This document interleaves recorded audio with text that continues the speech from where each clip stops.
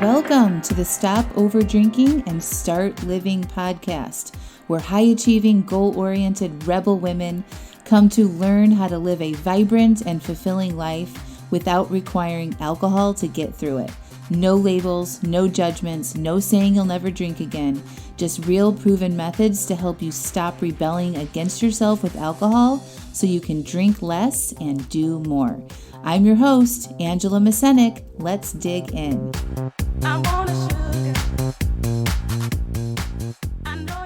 Welcome to episode 95, How to Be Patient. Hello. How are y'all? Oh my gosh, I am like on cloud 9. I really am feeling good, you guys. We finished up our wine-free work week challenge last week, and holy cow, you guys are amazing. What a fun challenge. I will definitely be doing that one again. So if you are not on my email list, you definitely need to be on there because that's where you'll hear about that challenge and other free classes that I'm doing. So go over to angelamacenik.com, click the little picture that says sign up to receive my top 3 podcast episodes and put your email address in there and get on my email list. Okay?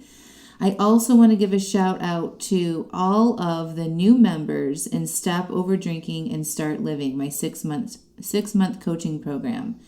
I am so impressed by every single one of you and your excitement and your willingness and your enthusiasm to join this program and to kick the over-drinking habit to the curb once and for all. I am so excited to have you in the program. I cannot wait to work with you and coach with you and see your successes along the way. You guys are a bunch of badasses. So give yourselves a pat on the back for making that big decision for yourself and going all in on you and your life and doing this. You guys are amazing.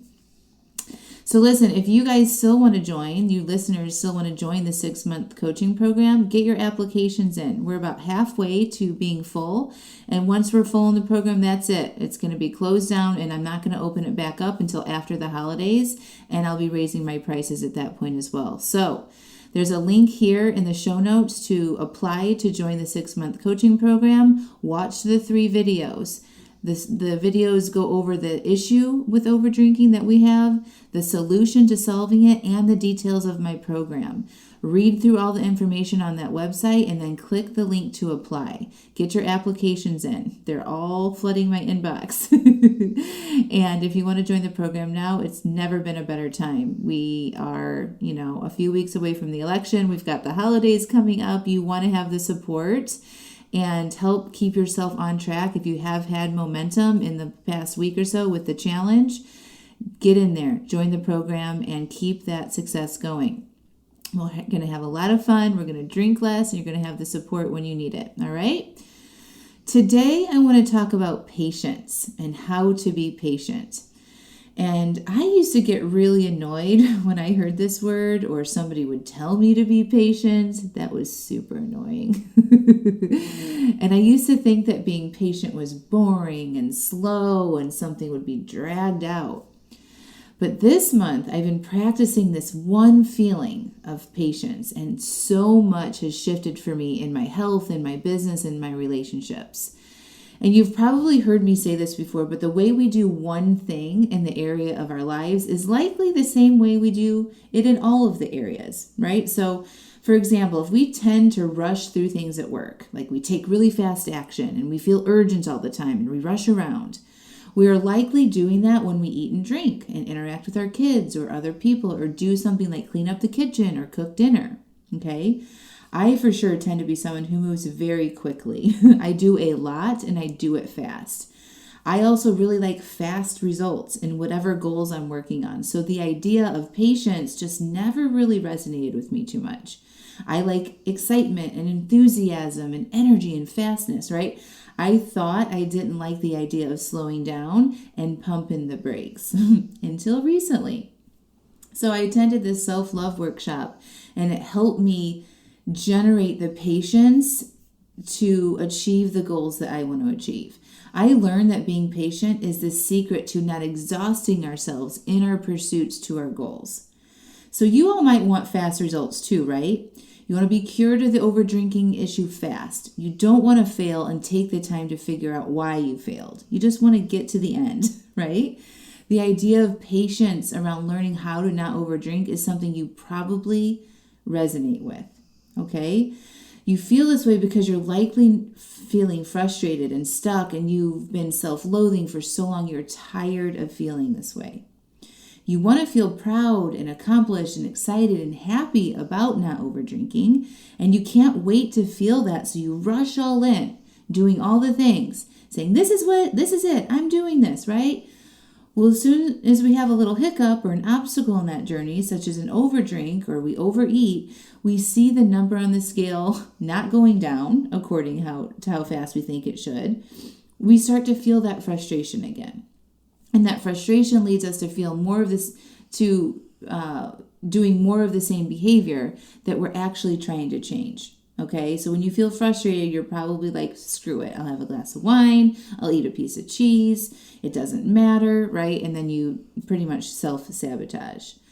So this is where being patient can be very useful. Deciding that you'll be patient in your pursuit to your goals can actually make them happen faster. Yes, ma'am. It really can. Stay with me here, okay? Pausing and slowing down and staying committed to the process will help you have sustainable, long-lasting results.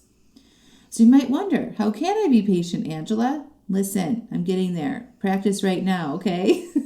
Be patient. The first step is to recognize and acknowledge how you feel in your pursuit to stopping overdrinking or to losing weight, or both, okay? What is the feeling you currently have when you think about your goals? You guys want to think that? Write it down. Okay, what's the feeling you currently have when you think about your goals? Write down that one word feeling, all right? Now ask yourself, why do I feel that way? And then write down that answer. What did your brain say when you asked it, why do I feel that way?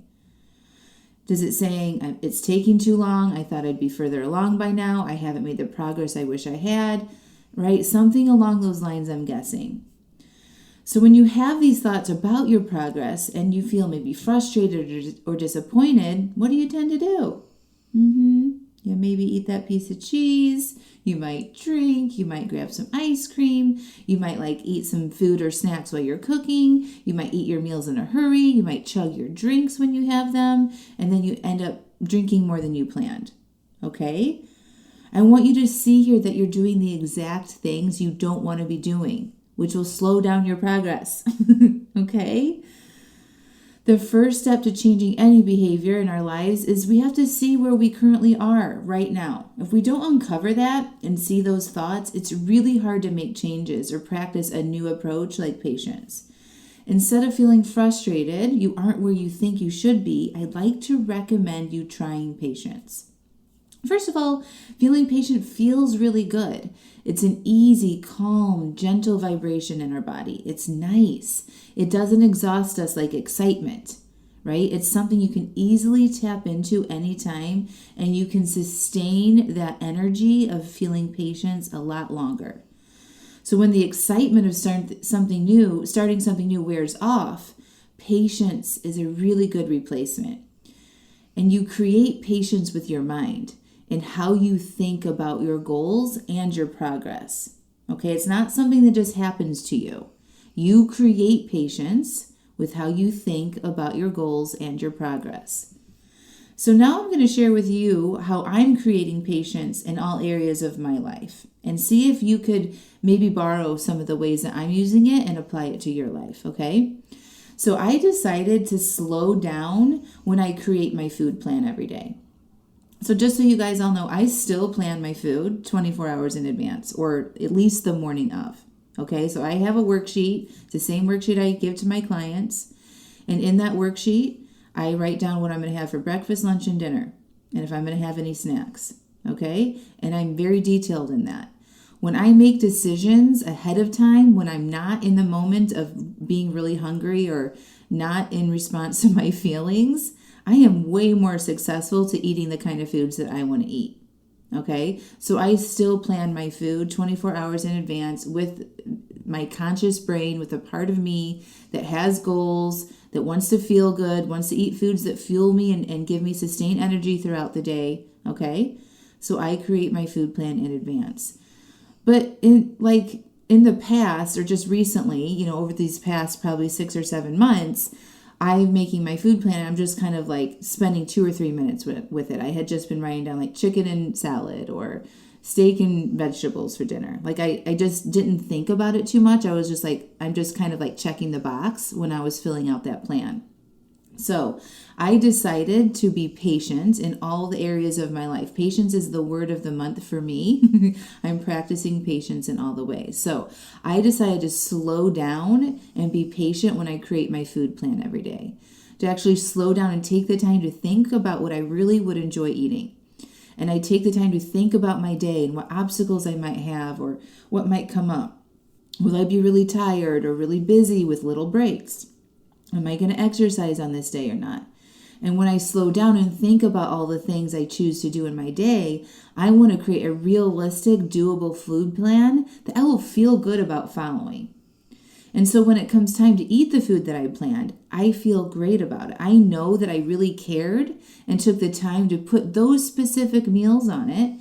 And it makes me want to honor that plan more because of the care and thought that the real me in my conscious brain put into that plan. Okay? And when it comes time to eat the food on the plan, I practice patience. I pause, I breathe, I check in with my body. I notice how I'm feeling physically. I sort of do a body scan from like my head to my toe, to my toes. Am I feeling any sort of tightness or am I gripping anywhere, right? Is my jaw clenched? I ask myself, am I actually hungry? What am I noticing about my physical being? Are my shoulders tight? And I take a nice, slow, deep breath in and I relax and I slow down before I eat. Even if I'm really hungry, I'm practicing patience. I'm saying eating isn't an emergency. Slow down. Check in with my body. When I do that, I'm practicing patience. And when I do this, I notice I end up eating a lot less. Because I'm not in this big rush, right? I'm slowing down. I'm enjoying my food. I'm enjoying the way it tastes, right? I put my fork down. I stay conscious of what my body feels like. I'm staying in tune to my hunger.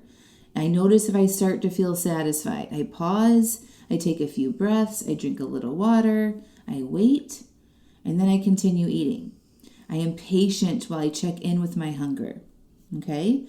I'm also patient when I eat more than I need to. So I'm not perfect all the time, right? Of course not. I'm a human being. If you guys think you should be perfect in any of this stuff, you're going to be setting yourself up for major disappointments.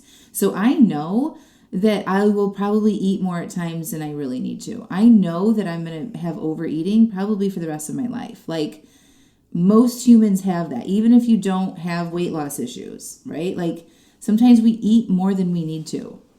Normal. Okay?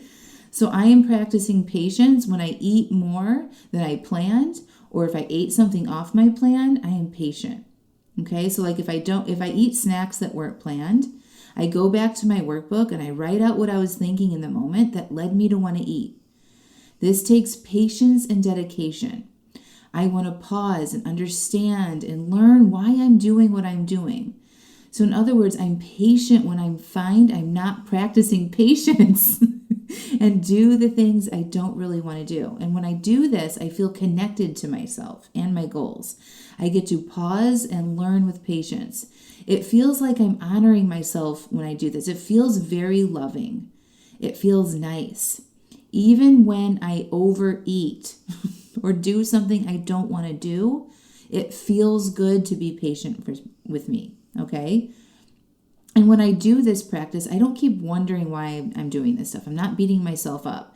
I just take the time to know, and then I'm more conscious of it next time while it's happening, and I'll have the patience to see it and slow down. I'm also practicing patience with my kids. Now, I am far from perfect again, but I used to be very reactive and just lose my patience at one fight, one back talk, one door slam, or not following instructions. And now I'm pausing and breathing and thinking, there isn't an emergency here. Nothing needs my quick reaction right now. So I take a few seconds to breathe and allow, and then I decide how I want to react. I'm yelling far less when I stay patient. I don't want to yell. I don't like that I do that, and I don't want to be a yeller, so it takes patience. I'm also patient with myself when I'm not patient. Okay? Are you guys seeing a theme here? It's like a patience in every single aspect of my life. So these are just a few of my own personal examples of feeling patient. My mind is completely changed about being patient now. Now I think it's a beautiful thing. I like patience. It's not boring. It's lovely. Practicing patience in all areas of my life feels good. Okay? I like feeling good. When I feel good emotionally, I tend to not want to buffer and eat the extra snacks or scroll on my phone or watch too much Netflix. Okay, when I'm feeling good, I'm doing the things I want to do. Okay, that's the point to this. So for you, how can you incorporate more patience into your life? First, I decide to think that feeling patience is going to help you reach your goals faster. Okay, so decide to have like a nice positive thought about practicing patience. That feeling patient will help you learn so much. It will help you slow down and stay conscious and remember your goals so that you can reach them faster. Feeling frustrated that you aren't there yet isn't going to get you where you want to go. And come on, y'all. It is not fun to feel frustrated, right? It sucks to feel frustrated. Frustration is going to lead to more eating and drinking and escaping, and you know that's not what you really want to be doing. Patience feels really good. It's nice, it's easy, it's comfortable. And when you feel this way, you won't want to escape it, I promise. You'll want to keep going. I would also write in your journal every day, I'm practicing feeling patient. And I also write this in my journal. Today I want to feel patient. Today I will check in with myself. I will slow down. I will breathe and process before I eat or drink my planned drinks. Okay? And when you're creating your plans for the day, ask yourself how you can do it with patience. How can you stay in tune with what you really want and give that plan the attention and patience to think it through that you deserve and your goals deserve? And finally, when you do drink more or eat more than you planned, practice feeling patience with thoughts like, I'm figuring this out. I'll slow down and go do an evaluation. I will get there. This is part of the process. What can I learn from this? All of these thoughts will leave you feeling patient instead of frustrated or disappointed. And remember, patience when you plan. Do the things you planned, and when you don't follow your plan is what will help you stay focused on track and will lead you faster to the goals you want to achieve. Okay? All right. So, hey, do you want to allow yourself the space and time to be patient in your journey to stop over drinking? Come join me and a bunch of other women who are ready, dedicated, and committed to solving the over drinking issue once and for all. They're willing to be patient, to fail, to evaluate, and get the support they need with me in the Stop Over Drinking and Start Living program. So get your applications in. Click the link in the show notes. Go watch the videos. Fill out the application. If you're approved to join the program, I'm going to reach out to you. We'll have a quick call to see if you're ready and excited to start the program. And if not, you'll know exactly what you need to do to take this work to the next step on your own. All right, my friends. Oh, one more thing. I'm teaching my signature 3 Steps to Stop Over Drinking Masterclass on Monday, the 26th of October. Join me.